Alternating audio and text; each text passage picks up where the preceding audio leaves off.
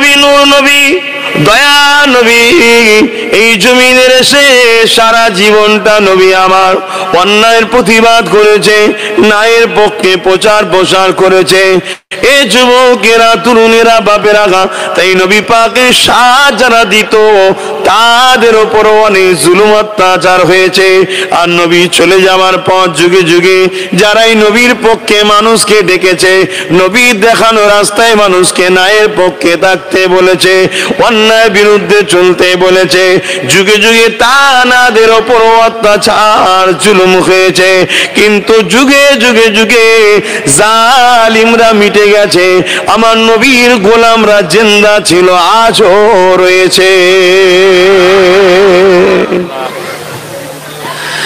এ নওজোয়ান তরুণেরা, আল্লাহ নবী, নূর নবী, দয়ার নবী যখন নাই সত্যের বাণী পৃথিবীর মানুষকে প্রচার করলো, ওই সময় আমার নবী পাকের উপরে কত অত্যাচার হয়েছে জানেন? আল্লাহ নবী যখন নামাজ পড়তেন, নবী আমার এক আল্লাহ পাকের দাসত্ব যখন করতেন, মক্কার জালিমরা পচা দুম্বার ফুরি নিয়ে গিয়ে আমার রাসূলুল্লাহর পিঠের উপরে চাপিয়ে দিত। আল্লাহ নবীকে এইভাবে তারা জুলুম করত।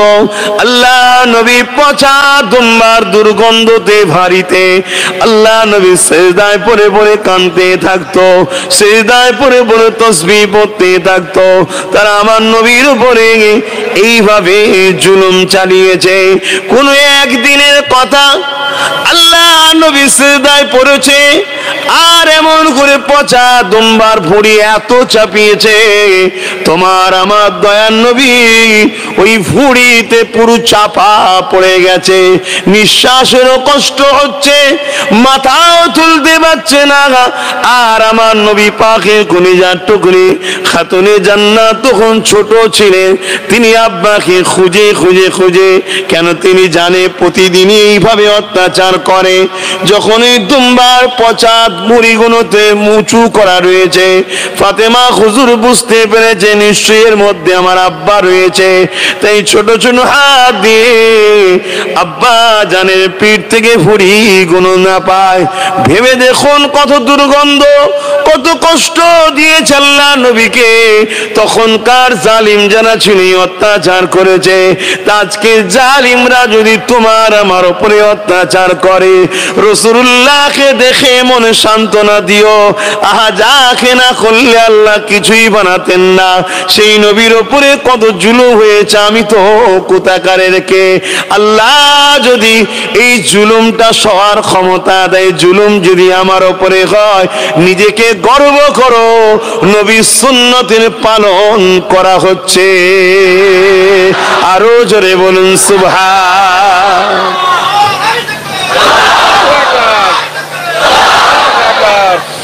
আমার নবীর সুন্নাত পালন হচ্ছে। তবে আমার রাসূল যে সহ্য করেছে, যে কষ্ট করেছে নবী আমার, ও কষ্ট আমরা করতে পারবো না, তাই আল্লাহ আমাদেরকে সেই পরীক্ষাও নাই না। আল্লাহ নবীকে ঘর থেকে নবী আমার পাহাড়ের গুহাতে চলে গেলেন, কেননা চতুর্দিকে জালিমরা আমার নবীকে খুঁজছে।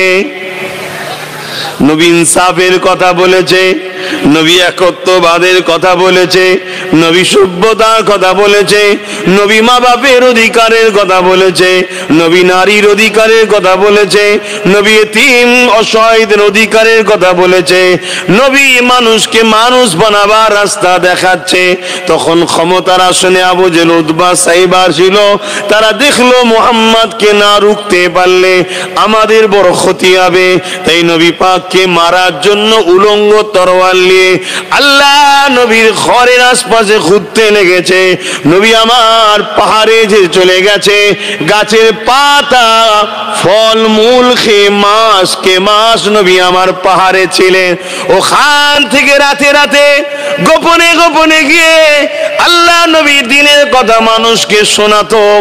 তথাপিও না ইনসাফ সত্যের বাণী মানুষকে শোনানো থেকে আল্লাহ নবী দূরে থাকতেন না।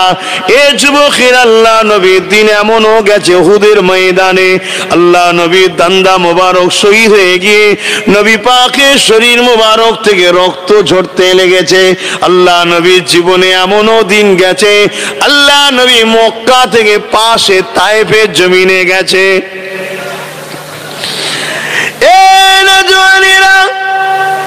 তায়েফের জমিনে গিয়ে আল্লাহ নবী নাই সত্যের কথা মানুষকে শোনাবে, কিন্তু মক্কা সন্ত্রাসীরা আগে থেকে তায়েফের মানুষের কাছে খবর পাঠিয়ে দিয়েছে মুহাম্মদ তায়েফে ঢোকার পর মুহাম্মাদের সঙ্গে খারাপ ব্যবহার করবে, কেননা মুহাম্মদ যা বলে সত্য কথা বলে, ঠিকই বলে, কিন্তু মুহাম্মদ রাসূলকে রুখতে হবে। যদি না রুকা যায়, আমরা যে মানুষকে গোলাম বানিয়ে রেখেছি, আমরা যে মানুষের উপরে নিজেদের ক্ষমতার আধিপত্যকে টিকিয়ে রেখেছি, মানুষকে আমরা যে আমাদের দাস দাসী বানিয়ে রেখেছি, মানুষের নারীগুলোকে আমাদের ভোগের পাত্রী বানিয়ে রেখেছি, এখনো তাহলে বন্ধ হয়ে যাবে। মুহাম্মদ যখন তায়েফের জমিনে যাবে, যাবার আগে তাকে রুখে দাও। তায়েফের সন্ত্রাসীরা, দুষ্টু গুন্ডা বদমাইশেরা এমন করে দেখা যায়, এমন করে যুবক ছেলেদের হাতে লাঠি তুলে দিয়ে তাদেরকে অর্থ দিয়ে খাবার দিয়ে খুলিয়ে দিয়েছে। আমার রাসূল পা যখন যায়, আল্লাহ নবীকে পাগল বলে তারা পাথর মারতে লেগেছে। এ যুবক শুনে রেখে দাও, যাকে না বানালে আল্লাহ কোন কায়নাত বানাতো না, যাকে না বানালে আল্লাহ জান্নাত বানাতো না, যাকে না বানালে আল্লাহ শফিউল্লাহকে বানাতো না, যাকে না বানালে আল্লাহ মুসা কালিমুল্লাহকে বানাতো না। যার জন্য কায়নাত আল্লাহ তৈরি করেছে, সেই বন্ধুকে তায়েফের জমিনে দুষ্টুরা পাথর ছুঁড়ে ছুঁড়ে মারছে। যেখানে পাথর লাগে আল্লাহ নবী সেই জায়গাটা ফেটে যে রক্ত ঝরতে লেগেছে। ভেবে দেখো আমার নবী পাক কতটা কষ্ট করেছে। কেন করেছে? যাতে করে আমি তুমি দুনিয়া আখিরাতে শান্তি পাই। দুনিয়া তো আজাদের জিন্দেগি পায়, দুনিয়া তো ইনসানিয়াত পায়, দুনিয়া তো ভালো মানুষ যাতে হতে পারে, আর পরকালে আল্লাহর চির শান্তি জান্নাত যেন পায়। এ নওজোয়ান তরুণেরা, আল্লাহ নবী নূহ নবীকে এত মারা সেদিন বেঈমানেরা মেরেছিল, পাষাণ দিলের মানুষগুলো এত অত্যাচার করেছিল। আল্লাহ নবীর শরীর দিয়ে রক্ত বেরোতে বেরোতে বেরোতে নবী পাকের জুতা মোবারক খানা রক্তাক্ত হয়ে যায়। আল্লাহ নবী তায়েফের জমিনেতে অজ্ঞান হয়ে পড়ে যায়। যখন অজ্ঞান হয়ে পড়ে যায়, বেঈমানের দলের লিডাররা এসে আমার নবী পাকে নাকে হাত দিয়ে দেখে মুহাম্মদ বেঁচে আছে না মরে গেছে। আল্লাহ নবী অজ্ঞান হয়ে রয়েছে। এই অবস্থাতে বেঈমানেরা আরো কিছু লাঠি আঘাত আমার নবীর উপরে করে। ভেবে দেখো গো, তোমার উপরে কেদিকে এইভাবে জুলুম করে, নিজেকে ধৈর্য সঙ্গে রাখো, নবী থেকে সরে যাও না, হক থেকে সরে যাও না, কোন বেঈমান জালিম লুটেরা বদমাইশের দিকে চলে যাও না।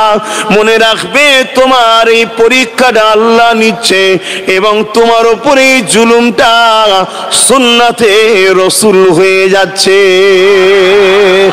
এ যুবকেরা, তরুণেরা, বাবেরা, আল্লাহ নবী ভাবে অজ্ঞানে পড়ে রইলেন। আর এমন করে ফারিস্তারাও কাঁদে, আয় আল্লাহ আপনি এখনো সবর করে আছেন। আল্লাহ আপনি যাকে সব থেকে বেশি ভালোবাসেন, সেই নবীর উপরে এত অত্যাচার হচ্ছে। আল্লাহ আল্লাহ আপনি এখনো কেন সবর করে রয়েছেন? আল্লাহ আল্লাহ কেন তায়েফবাসীকে ধ্বংস করে দিচ্ছেন না? আমার আল্লাহ পাক ওই সময় বলেছে, আমার ফারিস্তারে, হ্যাঁ তোমরা ঠিক বলছো, আমি সব থেকে বেশি আমার হাবিব বন্ধু মুহাম্মদ মোহাম্মদ রাসূলকে ভালোবাসি, তাহলে কেন সবর করে আছি? এর উত্তর তুমি দুনিয়া জমিনে পেয়ে যাবে। যাও জিবরাইল, দুনিয়া জমিনে চলে যাও, এমন করে পাহাড় চালক ফেরেশতাকে সাথে করে নিয়ে দুনিয়া জমিনে চলে যাও। এ জিবরাইল, পাহাড়কে তুলে নিয়ে তায়েববাসীর উপরে চাপিয়ে দাও। দুটো পাহাড়কে এক জায়গায় করে মাঝখানে ফেলে তায়েববাসীকে পিষে মেরে দাও। আমি আল্লাহ তোমাকে ইজাজত দিয়ে দিলাম, জিবরিল চলে যাও। তবে ওদেরকে মারার আগে একবার আমার বন্ধুর সঙ্গে সালামটা নিয়ে বিষয়টা আলোচনা করে নেবে। হযরত জিবরাইল চলে আসলে দুনিয়া জমিনে এসে আমার নবীকে সালাম দিলেন। নবী পাকের গায়ে থেকে পাথরগুলো পরিষ্কার, ভালোগুলো পরিষ্কার করতে লেগেছে। আল্লাহ নবীকে যখন সালাম দিলেন, নবী পাকের হুঁশটা ফিরে এলো। জিবরাইল সালাম দিল, নবী সালামের জবাব দিয়ে জিবরাইল চোখ ভরা পানি নিয়ে বলেছে, ইয়া রাসূলুল্লাহ, আমরাও তৈরি হয়েছি আপনার খাতিরে, আপনার খেদমত, আপনার গোলামি করব, আপনাকে আমরাও পেয়ার করি ইয়া রাসূলুল্লাহ। এই যে জুলুম হয়েছে এটা আমরা সহ্য করতে পারছি না। আল্লাহ পাককে জিজ্ঞাসা করেছি, আল্লাহ পাক পাহাড় চালক ফেরেশতা পাঠিয়ে দিয়েছে, কিন্তু একবার ওদেরকে মারার আগে আপনার সঙ্গে আলোচনা করে নিতে বলেছে। হুজুর, আপনি যদি বলেন পাহাড় তুলে নিয়ে যে ওদের পিঠে চাপিয়ে দেবো, হুজুর আপনি যদি বলে দুই পাহাড়কে এক জায়গায় করে বীজখানে পিষে ওদেরকে মেরে দেবো, এ যুবক মন দিয়ে শোনো, কতটা দয়া নবী তুমি আমি পেয়েছি।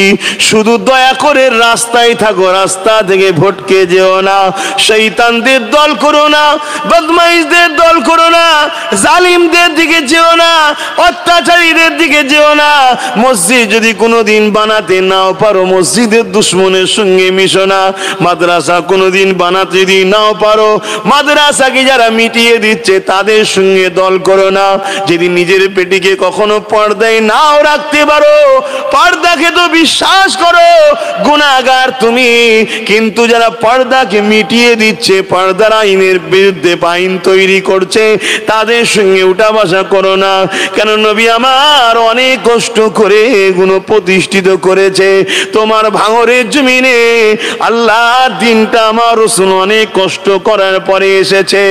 এই যুবকেরা, আল্লাহ নবীকে যখন জিবরাইল বললে, ইয়া রাসূলুল্লাহ, ইয়া হাবিবাল্লাহ, হুজুর আপনি একবার বলুন এই পাহাড় চালক ফেরেশতা রয়েছে, ইজাজত আপনি দিন। আর রহমতে নবী শুনতে দেরি, চোখ দিয়ে পানি জারি হয়ে যায়। আসমানের দিকে হাতটা তুলে বলে, আল্লাহ ওদেরকে মারবেন না আল্লাহ, আল্লাহ বাবুরা আমাকে চেনে না তাই মেরেছে। আমি রাসূলুল্লাহ বিশ্বাস করি এদের ছেলে ছেলে ছেলে একদিন না একদিন আমি নবীকে নবী বলে, আপনাকে আল্লাহ বলে ইমানের কলেমা পড়ে এই জমিনে আপনার ও আমার জন্য জানও কুরবান করে দেবে। আরো জোরে বলুন সুবহান।